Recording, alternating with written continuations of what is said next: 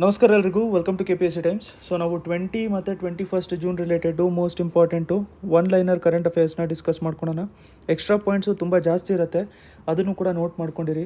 ಇವತ್ತು especially ocean ಮತ್ತು ocean resources related ಕೆಲವೊಂದು ಪಾಯಿಂಟ್ಸ್ ಇದ್ದಾವೆ. ಯಾಕಂತಂದರೆ ರೀಸೆಂಟಾಗಿ ಡೀಪ್ ಓಷನ್ ಮಿಷನ್ಗೆ ಕ್ಯಾಬಿನೆಟ್ ಅಪ್ರೂವಲ್ಲು ಕೂಡ ಕೊಟ್ಟಿದೆ. ಸೊ ಅದಕ್ಕೋಸ್ಕರ ಅದರ ರಿಲೇಟೆಡ್ 2-3 ಪಾಯಿಂಟ್ಸ್ ಇದ್ದಾವೆ, ಅದನ್ನು ನೋಟ್ ಮಾಡ್ಕೊಂಡಿರಿ, ಇಂಪಾರ್ಟೆಂಟ್ ಆಗಿರುತ್ತೆ. ನಿಮಗೆ ಇವುಗಳ PDFs ಬೇಕಾಗಿದ್ದರೆ ಈ ನಂಬರಿಗೆ ನೀವು ಕಾಂಟ್ಯಾಕ್ಟ್ ಮಾಡ್ಕೊಂಡಿರ್ಬೋದು. ಫಸ್ಟ್ ಒಂದು ಬಂದ್ಬಿಟ್ಟು ನಮಗೆ ಫೋರ್ಟಿಫೈಡ್ ರೈಸು. ಸೊ ಇದು ರೈಸ್ ಬ್ರ್ಯಾನ್ ಆಯಿಲ್ ಅಂತ ಹೇಳ್ಬಿಟ್ಟು ಒಂದು ಫೋರ್ಟಿಫೈಡ್ ರೈಸ್ ಬ್ರ್ಯಾನ್ ಆಯಿಲ್ನ ಲಾಂಚ್ ಮಾಡಿದ್ದಾರೆ ರೀಸೆಂಟಾಗಿ. ಯಾರು ಮಾಡಿರೋದು ಅಂತಂದರೆ ನಫೀಡ್. ಅದಾದಮೇಲೆ ನೆಕ್ಸ್ಟ್ ಕ್ವೆಶನು ಕೂಡ ನೋಡ್ಕೊಳ್ಳೋಣ, ಅದಾದಮೇಲೆ ಎಕ್ಸ್ಪ್ಲನೇಷನ್ ನೋಡ್ಕೊಳ್ಳೋಣ.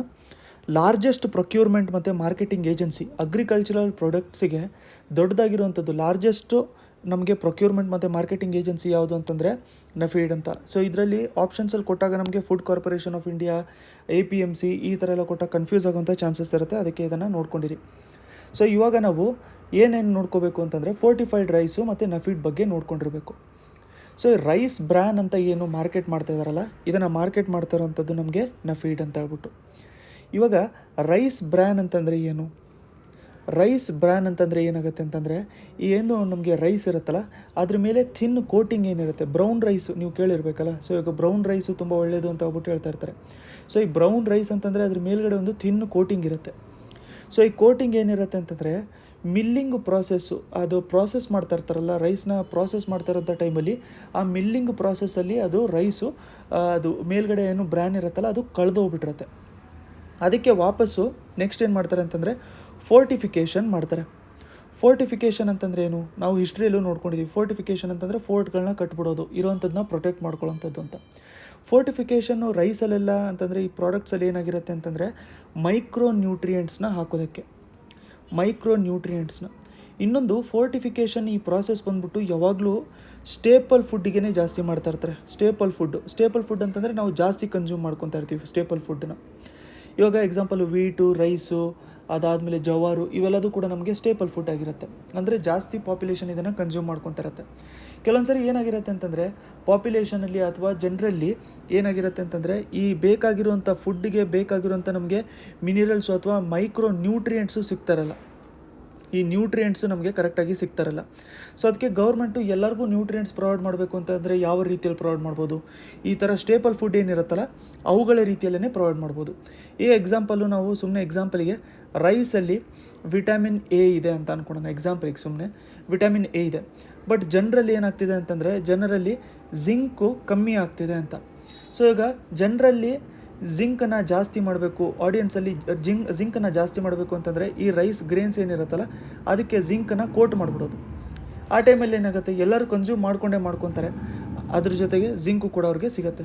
ಸೊ ಈ ಕೋಟಿಂಗ್ ಅನ್ನೋದೇನು ಪ್ರೊಸೀಜರ್ ಇರುತ್ತಲ್ಲ ಅದನ್ನು ನಾವು ಫೋರ್ಟಿಫಿಕೇಷನ್ ಅಂತ ಹೇಳ್ಬಿಟ್ಟು ಕರಿತೀವಿ. ಫೋರ್ಟಿಫಿಕೇಷನ್ ಅಂತಂದರೆ ಈ ಥರ ಕೀ ವೈಟಮಿನ್ಸು, ಮಿನಿರಲ್ಸ್ನ ಆ್ಯಡ್ ಮಾಡೋದು, ಐರನ್ನು, ಜಿಂಕು, ವಿಟಮಿನ್ಸು ಇವನ್ನೆಲ್ಲದನ್ನೂ ಸ್ಟೇಪಲ್ ಫುಡ್ಡಿಗೆ ಆ್ಯಡ್ ಮಾಡಿದ್ರೆ ಅದನ್ನು ಫೋರ್ಟಿಫಿಕೇಷನ್ ಅಂತ ಹೇಳ್ಬಿಟ್ಟು ಕರಿತೀವಿ. ಯಾವುದಕ್ಕೋಸ್ಕರ ಫೋರ್ಟಿಫಿಕೇಷನ್ ನಾವು ಮಾಡೋವಂಥದ್ದು ಅಂತಂದರೆ ಮೈಕ್ರೋ ನ್ಯೂಟ್ರಿಯೆಂಟ್ಸು ಡೆಫಿಷಿಯನ್ಸೀಸ್ನ ಫುಲ್ಫಿಲ್ ಮಾಡ್ಕೊಳ್ಳೋದಕ್ಕೆ. ನೆಕ್ಸ್ಟು ನಮಗೆ ನಫೀಡ್ ಅಂದರೆ ಏನು ಅಂತ ಹೇಳ್ಬಿಟ್ಟು ನಾವು ನೋಡ್ಕೊಳ್ಳೋಣ. ನಫೀಡ್ ಅಂದರೆ ಏನಾಗುತ್ತೆ, national agricultural cooperative marketing federation of India, cooperative marketing federation of India ಅಂತ ಹೇಳ್ಬಿಟ್ಟು ಆಗುತ್ತೆ. ಈ ನಫೀಡ್ ಬಂದ್ಬಿಟ್ಟೊಂದು ಏಪೆಕ್ಸ್ ಆರ್ಗನೈಸೇಷನ್ ಅಂತಂದರೆ ಟಾಪ್ ಮೋಸ್ಟ್ ಆರ್ಗನೈಸೇಷನ್ನು ಮಾರ್ಕೆಟಿಂಗ್ ಮಾಡ್ಕೊಳ್ಳೋದಕ್ಕೆ, ಕೋಆಪ್ರೇಟಿವ್ ಅಗ್ರಿಕಲ್ಚರಲ್ ಪ್ರೊಡ್ಯೂಸ್ ಏನಿರುತ್ತಲ್ಲ ಅದರ ಮಾರ್ಕೆಟಿಂಗ್ ಮಾಡ್ಕೊಳ್ಳೋದಕ್ಕೆ ಟಾಪ್ ಮೋಸ್ಟ್ ಆರ್ಗನೈಸೇಷನ್ ನಮಗೆ. ಇದನ್ನು ನೋಡಿ multi state cooperative societies act ಅಂಡರಲ್ಲಿ ರಿಜಿಸ್ಟರ್ ಮಾಡ್ಕೊಂಡಿದ್ದಾರೆ. ಇದು ನಾವು ನೋಡ್ಕೊಂಡಿರೋಂಗೆ ಲಾರ್ಜೆಸ್ಟ್ ಪ್ರೊಕ್ಯೂರ್ಮೆಂಟ್ ಮತ್ತು ಮಾರ್ಕೆಟಿಂಗ್ ಏಜೆನ್ಸಿ ಇಂಡಿಯಾದಲ್ಲಿ. ಹೆಡ್ ಕ್ವಾರ್ಟರ್ ಬಂದ್ಬಿಟ್ಟು ಇದರದ್ದು ನ್ಯೂ ಡೆಲ್ಲಿಯಲ್ಲಿದೆ. ಅದಾದಮೇಲೆ ಬೇರೆ ಬೇರೆ ರೀಜ್ನಲ್ ಆಫೀಸ್ಗಳು ಕೂಡ ಇದ್ದಾವೆ ಇದರದ್ದು. ಎಸ್ಪೆಷಲಿ ನಾವು ನೋಡಬೇಕು ಅಂತಂದರೆ ಡೆಲ್ಲಿಯಲ್ಲಿ, ಮುಂಬೈಯಲ್ಲಿ, ಚೆನ್ನೈಯಲ್ಲಿ ಮತ್ತು ಕೋಲ್ಕತ್ತಾದಲ್ಲಿ ರೀಜ್ನಲ್ ಆಫೀಸು ಕೂಡ ಇದೆ ಇದರದ್ದು. ನೆಕ್ಸ್ಟ್ ಪಾಯಿಂಟ್ ನೋಡ್ಕೊಳ್ಳೋಣ. ಫೈನಾನ್ಸ್ ಕಮಿಷನ್ನ ನಾವು ಯಾವುದರಲ್ಲಿ ಕಾನ್ಸ್ಟಿಟ್ಯೂಟ್ ಮಾಡೋದು ಅಂತಂದರೆ ಫೈನಾನ್ಸ್ ಕಮಿಷನ್ನ ಆರ್ಟಿಕಲ್ 280 ಅಂಡರಲ್ಲಿ ಪ್ರೆಸಿಡೆಂಟ್ ಆಫ್ ಇಂಡಿಯಾ ಕಾನ್ಸ್ಟಿಟ್ಯೂಟ್ ಮಾಡ್ತಾರೆ. ಸೊ ಡಿವಿಷನ್ ಆಫ್ ಟ್ಯಾಕ್ಸಸ್ನ ನೋಡ್ಕೊಳ್ಳೋದಕ್ಕೋಸ್ಕರ ಪ್ರೆಸಿಡೆಂಟ್ ಆಫ್ ಇಂಡಿಯಾ ಕಾನ್ಸ್ಟಿಟ್ಯೂಟ್ ಮಾಡ್ಕೊತಾರೆ. ಸೊ 15th ಫೈನಾನ್ಸ್ ಕಮಿಷನ್ ಬಂದ್ಬಿಟ್ಟು ಸ್ವಲ್ಪ ಚೇಂಜಸ್ ಮಾಡ್ಕೊಂಡಿತ್ತು. ಮುಂಚೆ ಬಂದ್ಬಿಟ್ಟು ಏನು ಹೇಳಿತ್ತು ಅಂತಂದರೆ 42% ಅಷ್ಟು ಡಿಸ್ಟ್ರಿಬ್ಯೂಟ್ ಮಾಡಬೇಕು ಅಂತ. ಬಟ್ 15th ಫೈನಾನ್ಸ್ ಕಮಿಷನ್ ಬಂದ್ಬಿಟ್ಟು 41% ಅಂತ ಮಾಡ್ಕೊಂಡಿದೆ. ಯಾಕೆ ಅಂತಂದರೆ ಹೊಸದಾಗಿ ನಮ್ಮಲ್ಲಿ ಯೂನಿಯನ್ ಟೆರಿಟರಿ ಕ್ರಿಯೇಟ್ ಮಾಡಿದ್ದೀವಲ್ಲ, ಜಮ್ಮು ಆ್ಯಂಡ್ ಕಾಶ್ಮೀರ್ ಮತ್ತು ಲದಾಖ್ ಅಂತ, ಅದಕ್ಕೋಸ್ಕರ. ನೆಕ್ಸ್ಟು ನಾವು ಒಂದು ಜಾಗ್ರಫಿದು ಮೋಸ್ಟ್ ಇಂಪಾರ್ಟೆಂಟ್ ಕ್ವೆಶನ್ನು. ಅದೇನು ಅಂತಂದರೆ ಟ್ರಾಪಿಕಲ್ ಸ್ಟಾರ್ಮ್ಸ್ ಬರುತ್ತಂತೆ ಮೆಡಿಟರೇನಿಯನ್ ರೀಜನಿಂದ ಬರೋವಂಥದ್ದು. ಇದೇನಾಗುತ್ತೆ ಅಂತಂದರೆ ಸಡನ್ನಾಗಿ ವಿಂಟರ್ ಟೈಮಲ್ಲಿ ಮಳೆ ಬರ್ಸತ್ತೆ ನಾರ್ತ್ ವೆಸ್ಟ್ ಪಾರ್ಟ್ ಇಂಡಿಯಾದಲ್ಲಿ. ಅದನ್ನು ಏನಂತ ಕರಿತೀವಿ, ವೆಸ್ಟರ್ನ್ ಡಿಸ್ಟರ್ಬೆನ್ಸಸ್ ಅಂತ ಹೇಳ್ಬಿಟ್ಟು ಕರಿತೀವಿ.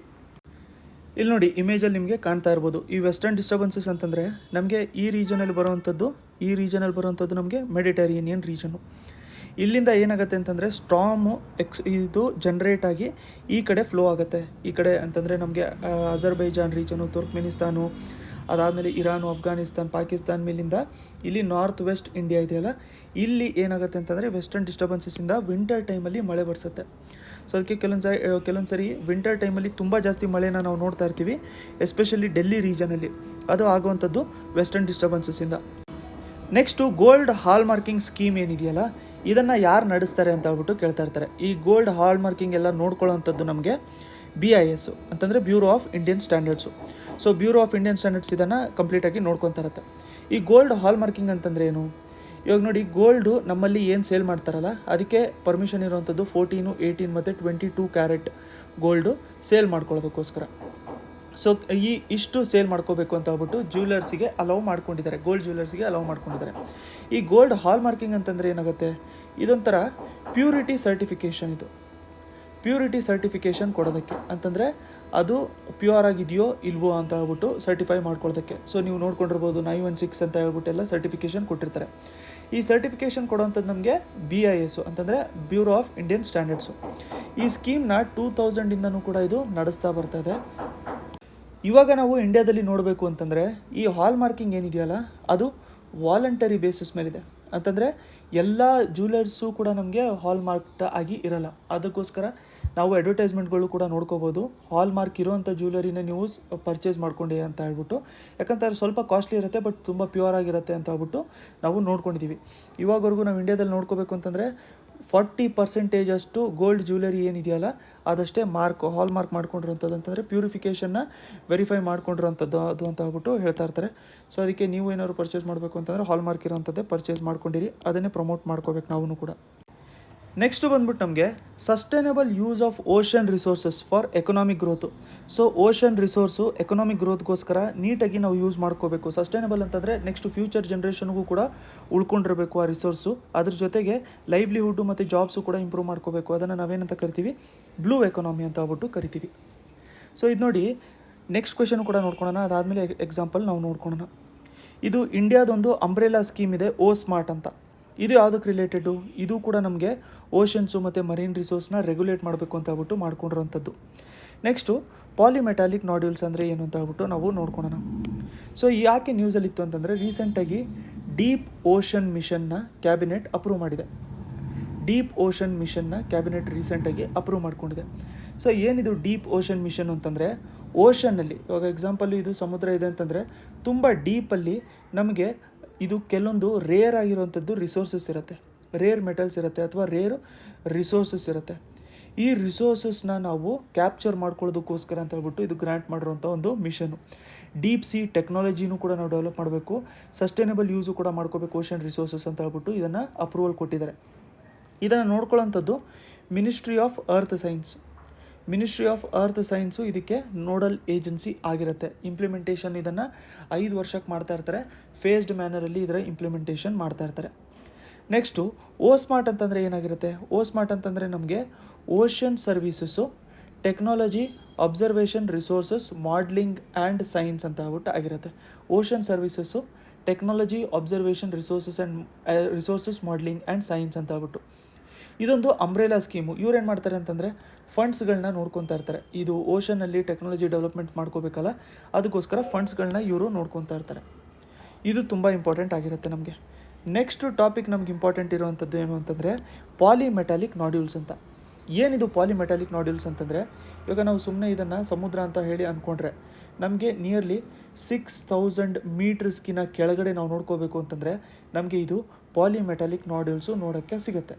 ಏನಿದು ಪಾಲಿಮೆಟಾಲಿಕ್ ನಾಡ್ಯೂಲ್ಸ್ ಅಂತಂದರೆ, ಇದೊಂದು ಚಿಕ್ಕದು ಈ ಥರ ಪೊಟ್ಯಾಟೊ ಥರ ಇರುತ್ತೆ. ನಮಗೆ ಈ ಥರ ಪೊಟ್ಯಾಟೊ ಥರ ಮಿನರಲ್ಸ್ ಇರುತ್ತೆ. ಬಟ್ ಇದು ಏನಾಗಿರುತ್ತೆ ಅಂತಂದರೆ ಇದಕ್ಕೆ ಪ್ರತಿಯೊಂದಕ್ಕೂ ಕೂಡ ಬೇರೆ ಬೇರೆ ಥರದ್ದು ಮಿನರಲ್ಸ್ ಅಟ್ಯಾಚ್ ಆಗಿರುತ್ತೆ. ಅದರಲ್ಲಿ ಮ್ಯಾಂಗನೀಸು ಕೂಡ ಇರ್ಬೋದು, ನಿಕ್ಕಲ್ ಇರುತ್ತೆ, ಕೋಬಾಲ್ಟ್ ಇರುತ್ತೆ, ಕಾಪರ್ ಇರುತ್ತೆ, ಐರನ್ ಹೈಡ್ರಾಕ್ಸೈಡ್ ಇರುತ್ತೆ. ಸೊ ಈ ಥರದ್ದು ಬೇರೆ ಬೇರೆ ಥರದ್ದು ಮಿನರಲ್ಸು ಅಥವಾ ಬೇರೆ ಬೇರೆ ಥರದ್ದು ಕಾಂಪೋಸಿಷನ್ನು ಅಟ್ಯಾಚ್ ಆಗಿರುತ್ತೆ ಅದಕ್ಕೆ. ಸೊ ಇದನ್ನು ಏನು ಮಾಡ್ಕೋಬೋದು ಅಂತಂದರೆ, ಇದನ್ನು ಎಕ್ಸ್ಟ್ರಾಕ್ಟ್ ಮಾಡಿಕೊಂಡ್ರೆ ನಾವು ಬೇರೆ ಬೇರೆ ಥರದ್ದು ಎಲೆಕ್ಟ್ರಾನಿಕ್ ಫೀಲ್ಡಲ್ಲಿ ಯೂಸ್ ಮಾಡ್ಕೊತಾ ಇರ್ಬೋದು. ಈಗ ಎಕ್ಸಾಂಪಲ್ ಸ್ಮಾರ್ಟ್ಫೋನ್ಸಲ್ಲಿ ಯೂಸ್ ಮಾಡ್ಬೋದು, ಬ್ಯಾಟ್ರೀಸ್ಗಳಲ್ಲಿ ಯೂಸ್ ಮಾಡ್ಬೋದು, ಸೋಲಾರ್ ಪ್ಯಾನಲ್ಸಲ್ಲೆಲ್ಲ ಯೂಸ್ ಮಾಡ್ಬೋದು. ಬಟ್ ನಾವು ಇವಾಗವರೆಗೂ ನೋಡ್ಕೋಬೇಕು ಅಂತಂದರೆ ಓಷನ್ ಡೆಪ್ತಲ್ಲಿ ಇರುವಂಥ ರಿಸೋರ್ಸಸ್ ಏನಿದಾವಲ್ಲ, ಆ ರಿಸೋರ್ಸ್ನ ಇವಾಗಲೂ ಕೂಡ ತುಂಬ ಕಮ್ಮಿ ಎಕ್ಸ್ಪ್ಲೋರ್ ಮಾಡ್ಕೊಂಡಿದ್ದಾರೆ. ಅದಕ್ಕೋಸ್ಕರ ಇದು ಇಂಪಾರ್ಟೆಂಟ್ ಆಗುತ್ತೆ. ಅದಕ್ಕೆ ಓವರ್ ಆಲ್ ವರ್ಲ್ಡಲ್ಲಿ ಎಲ್ಲರೂ ಕೂಡ ಅದನ್ನು ಇನ್ನೂ ಎಕ್ಸ್ಪ್ಲೋರ್ ಮಾಡ್ಕೋಬೇಕು, ಅಲ್ಲಿರುವಂಥ ರಿಸೋರ್ಸ್ನ ನಾವು ಕ್ಯಾಪ್ಚರ್ ಮಾಡ್ಕೋಬೇಕು ಅಂತ ಹೇಳ್ಬಿಟ್ಟು ಹೇಳ್ತಾ ಇದ್ದಾರೆ. ಅದ್ರ ಜೊತೆಗೆ ನಮಗೆ UNCLOS ಅಂತ ಹೇಳ್ಬಿಟ್ಟು ಬರುತ್ತೆ, ಅಂತಂದರೆ United Nation convention of laws of seas ಅಂತ. ಇದನ್ನು ನಾವು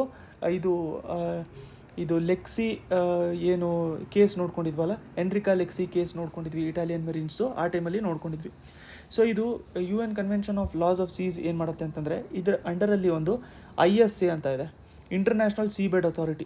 ಇವ್ರು ಏನು ಮಾಡ್ತಾರೆ ಅಂತಂದರೆ, ಸಿಯಲ್ಲಿ ಮೈನ್ ಏನಿರುತ್ತಲ್ಲ, ಇಂಟರ್ನ್ಯಾಷನಲ್ ಸಿಯಲ್ಲಿ ಮೈನ್ ಏನಿರುತ್ತಲ್ಲ, ಅದನ್ನು ಇವರು ಅಲೋಕೇಟ್ ಮಾಡ್ಕೊತಾ ಇರ್ತಾರೆ ಇವನ್ನು ಎಕ್ಸ್ಪ್ಲೋರ್ ಮಾಡ್ಕೊಳ್ಳೋದಕ್ಕೆ. ಬಟ್ ಎಲ್ಲದೂ ಕೂಡ ಕಾನ್ಸಂಟ್ರೇಟ್ ಮಾಡ್ಕೊಳ್ಳೋಂಥದ್ದು ಈ PMNಗೆ, ಅಂತಂದರೆ ಪಾಲಿಮೆಟಾಲಿಕ್ ನಾಡ್ಯೂಲ್ಸ್ಗಳಿಗೇ ಇವರು ಕಾನ್ಸಂಟ್ರೇಟ್ ಮಾಡ್ಕೊತಾ ಇರ್ತಾರೆ. ತುಂಬ ಇಂಪಾರ್ಟೆಂಟ್ ಆಗಿರುತ್ತೆ ನಮಗಿದು. ನೆಕ್ಸ್ಟು ನಾವು ನೋಡ್ಕೋಬೇಕು ಅಂತಂದರೆ, ಶೆನ್ಝೌ 12 ಅಂತ ಹೇಳ್ಬಿಟ್ಟು ಒಂದು ಸ್ಪೇಸ್ ಕ್ರಾಫ್ಟ್ ಇದೆ. ಇದು 3 ಆಸ್ಟ್ರೋನಾಟ್ಸ್ನ ಕ್ಯಾರಿ ಮಾಡ್ಕೊಳ್ಳುತ್ತಂತೆ. ಯಾರ್ದಿದು ಮಿಷನ್ ಅಂತಂದರೆ, ಇದು ಚೈನಾ ಮಿಷನು. ಚೈನಾ ಇವಾಗ ರೀಸೆಂಟಾಗಿ ಸ್ಪೇಸ್ ಮಿಷನ್ ಬಂದ್ಬಿಟ್ಟು ತುಂಬಾ ಜಾಸ್ತಿ ನಡೆಸ್ತಾ ಇದೆ ಚೈನಾ. ಸೊ ಅದಕ್ಕೋಸ್ಕರ ಅದರ ರಿಲೇಟೆಡ್ ಪಾಯಿಂಟ್ಸು ನೆನ್ಪಿಟ್ಕೊಂಡಿರಬೇಕು, ಇಂಪಾರ್ಟೆಂಟ್ ಆಗಿರುತ್ತೆ.